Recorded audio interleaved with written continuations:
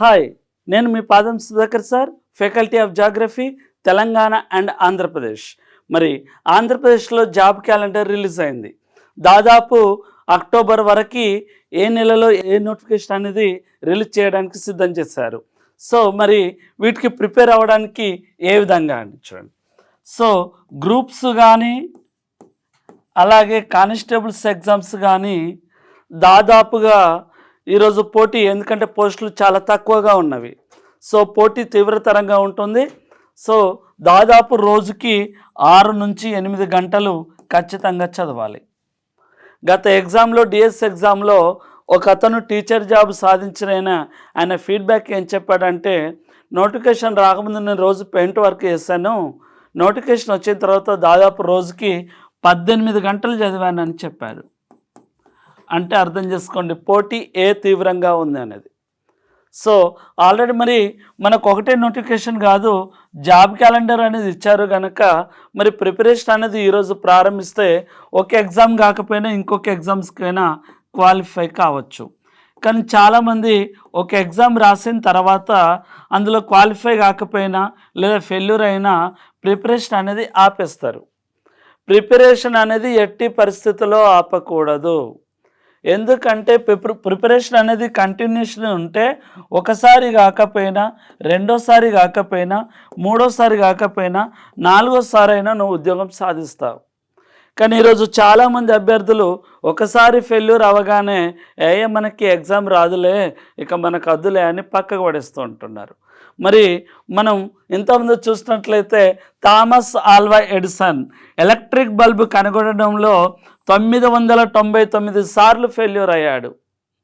మరి నువ్వు ఒకసారి ఫెయిల్యూర్ అవ్వడానికి అంత ఇబ్బంది పడితే ఆయన 999 సార్లు ఫెయిల్యూర్ అయిన తర్వాత 1000సారి సక్సెస్ అయ్యాడు. అందుకని గుర్తుంచుకోండి, ప్రిపరేషన్ అనేది ఎట్టి పరిస్థితుల్లో ఆపకూడదు. ఇది ఫస్ట్ రూల్ గుర్తుంచుకోవాలి.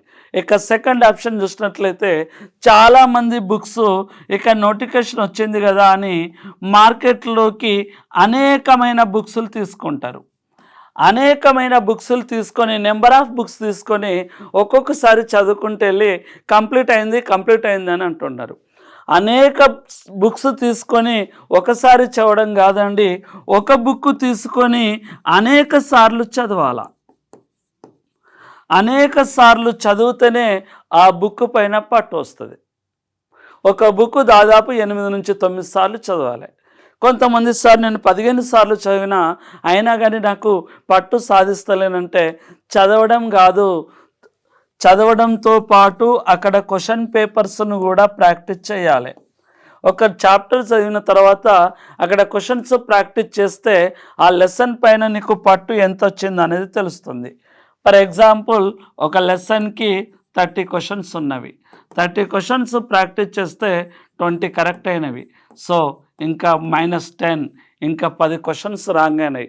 సో ఆ చాప్టర్ పైన నీకు ఇంకా పట్టు పూర్తిగా రాలేదు అని అర్థమవుతుంది. ఆ విధంగా ప్రాక్టీస్ చేయాలి. ఇక చాలామంది గంటలు చదివిస్తున్నారు. సార్ నేను గంటలు చదువుతున్నాను అయినా కూడా నేను సక్సెస్కి రాలేకపోతున్నాను అంటున్నారు. దీంట్లో ఇంకొకటి చూడండి, హార్డ్ వర్క్ ఉంటే సరిపోదు, హార్డ్ వర్క్తో పాటు స్మార్ట్ వర్క్ కూడా ఉండాలి. అదేంటి సార్ అంటే చూడండి, హార్డ్ వర్క్తో పాటు స్మార్ట్ వర్క్ అంటే స్మార్ట్ మొబైల్ని చూస్తూ చేసే వర్క్ స్మార్ట్ వర్క్ కాదు.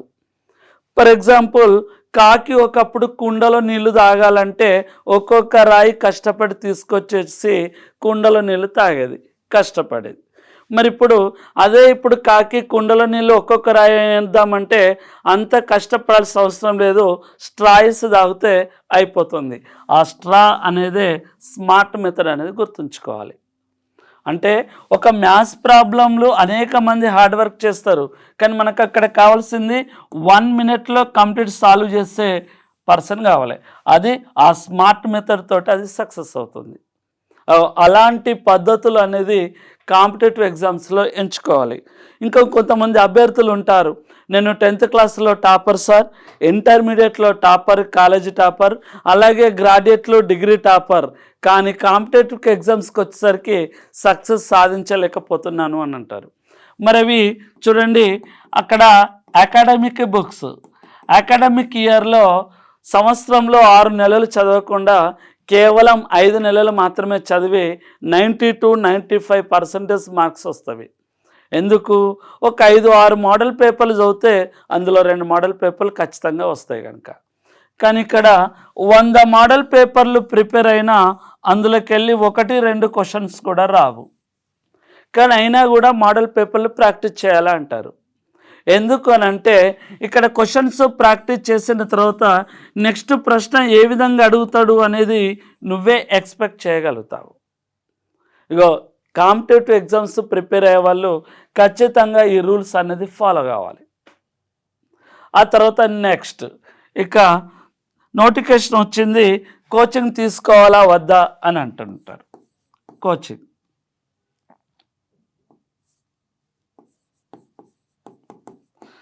కోచింగ్ తీసుకోవాలా వద్దా అంటే చూసినట్లయితే కోచింగ్ తీసుకుంటేనే జాబ్ వస్తుందని చెప్పట్లేదు. అలానే కోచింగ్ లేకుండా వితౌట్ కోచింగ్ ప్రిపేర్ అవ్వడం అనేది కూడా చాలా కష్టమైన పని. ఎందుకంటే కోచింగ్కి వెళ్తే కాంపిటీషన్ ఏ విధంగా ఉందని తెలుస్తుంది.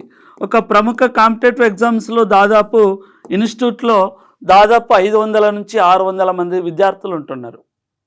ఒక ప్రముఖ ఇన్స్టిట్యూట్లో దాదాపు 500 నుంచి 600 మంది. 600 మందిలో నేను చూసినప్పుడు ఇంతమందిలో నేను పోటీ పడగలనా అనే ఆలోచన నీకు ప్రారంభమవుతుంది. సో అందుకు కాంపిటేటివ్ అనేది అవసరం.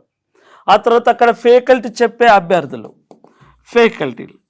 సో చూసి వినడం ద్వారా దాదాపు 83% గుర్తుంచుకుంటామని చెప్తున్నాం.